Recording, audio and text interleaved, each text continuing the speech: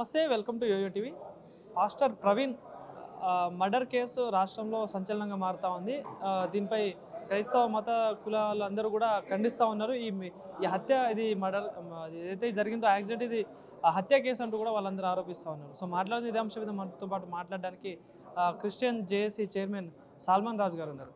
Sir నమస్తే. So ఏంటి ఈ హత్య అంటారా, అసలు ఇది మర్డర్ అంటారా? ఈ కేసుని ఎట్లా చూస్తారు? అంటే ఇప్పుడు రాష్ట్రంలో ఒక సంచలనంగా మారుతూ ఉంది ఈ కేసు. అమ్మ అది చాలా సింపుల్ అమ్మ, అది హత్య. అది కానీ హత్య, అది రోడ్డు ప్రమాదం అనేది అక్కడ సిచ్యువేషన్ బట్టి అర్థమవుతుంది.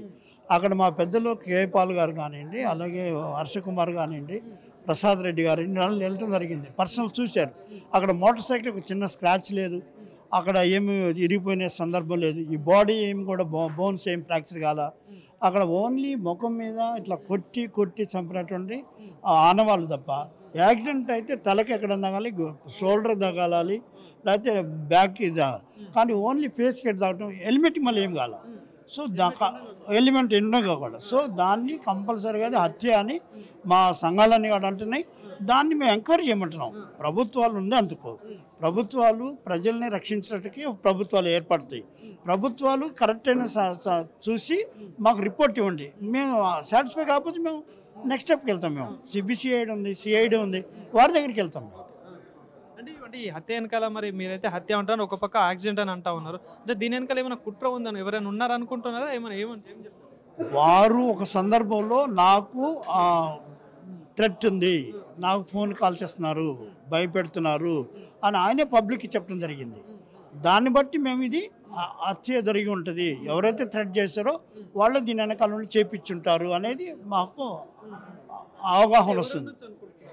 అది మాకు తెలవాలి. ఇప్పుడు మేము ఇంకా అన్ని వీడియోలు తీస్తున్నాము. అది ఎవరు ఏంటిది అనేది ఆయన ఫొటోస్, ఆయన మొబైల్ కూడా తీసుకుంటున్నాం. దాన్ని బట్టి మనకు తెలుస్తుంది. వాళ్ళ ఫ్యామిలీ ఇంకా వాళ్ళు అన్కాన్షియస్, మదరు వైఫ్ చాలా అన్కాన్షియస్లో ఉంది. వాళ్ళ బ్రదర్ ఇన్ లా ఇంకో రిలేటివ్ వెళ్ళారు అక్కడ రాజమండ్రికి ఆ బాడీని తీసుకురావడానికి. ఇంకొక విచిత్రం ఏంటిదంటే మీ వాళ్ళు ఎవరు లేరు కాబట్టి మేము ఇంతవరకు ఎఫ్ఐఆర్ చేయలేదని చెప్పడం జరిగింది పోలీసులు. ఎక్కడో ఏదో జరిగితే సుమోటో కేసు చేసిన సందర్భాలు ఉండే చేయాలి.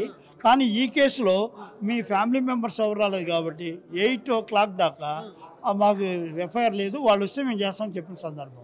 సో దీన్ని కూడా మాకు పోలీసులు అన్నారు, దాన్ని కూడా మాకు డౌట్ వస్తుంది. డౌట్ అంటే కారణాలు ఏమిటల్లి.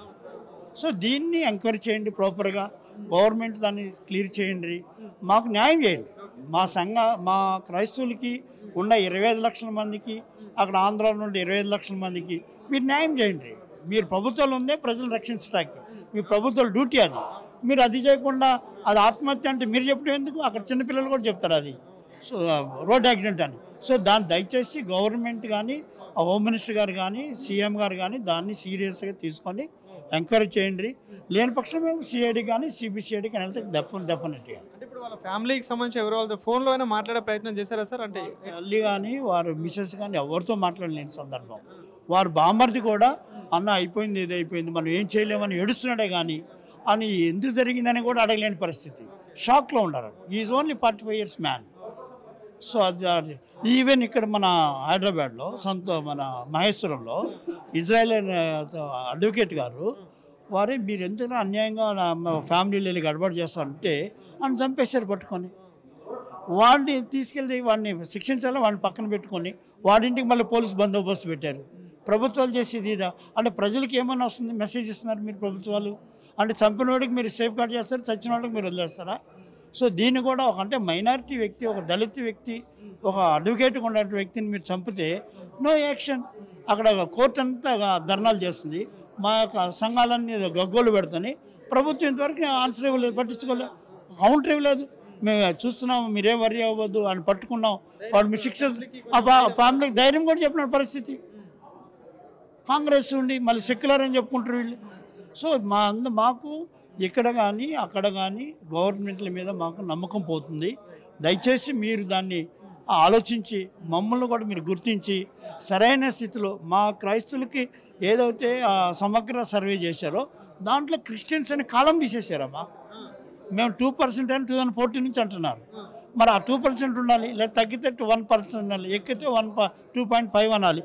అసలు క్రిస్టియన్ కాలం తీసేసి ముస్లిమ్స్ ఉన్నారు, వాళ్ళని బీసీలో కలిపాము, మైనారిటీస్లో మీరు లేరు అన్నట్టు చెప్తున్నారు.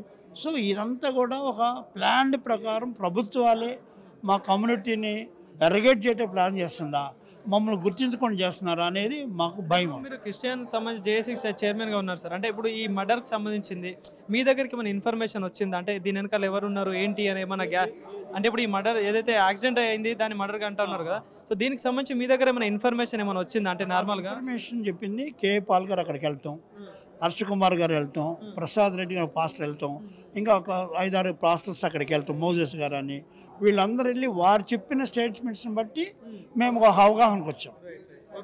వాళ్ళ పర్సనల్ని చూసి ఎట్లాంటి జస్టిస్ కోరుకుంటున్నారు, మరి ఏం చేయాలనుకుంటున్నారు? సరైనటువంటి దర్యాప్తు జరపండి, కల్ప్రిట్స్ని అరెస్ట్ చేయండి, మా క్రైస్తవులకి మీరు రక్షణ కలగజేయండి, పాస్టర్స్కి మీరు రక్షణ తెలియజేయండి. పాస్టర్స్ అనేవాడు కూడా ఉట్టిగా వాడు ఎవరు ఫోన్ చేసినా వెళ్తాడు, ఎవరు మంది మార్బాలను తీసుకుని వెళ్ళండి సన్బర్లు లేవు, వాళ్ళకి మీరు రక్షణ కలిగించండి. ఎక్కడ అలజడులు జరుగుతుంటే చర్చెస్లో అలజడులు జరిగినా పాస్టర్ ఇంటి జరగదా మీరు వాళ్ళకి ఒక రక్షణ కలిగించడానికి ఒక స్టేట్మెంట్ అని ఇవ్వండి. ఒక అందరూ కూడా చాలా జాగ్రత్తగా ఉండాలి, ఎవరెవరిని కూడా జరగటానికి లేదు, ఒక మతస్థుల్ని ఏ మతస్థుని కూడా కించపరచకూడదు అనేది స్టేట్మెంట్ ఇవ్వండి.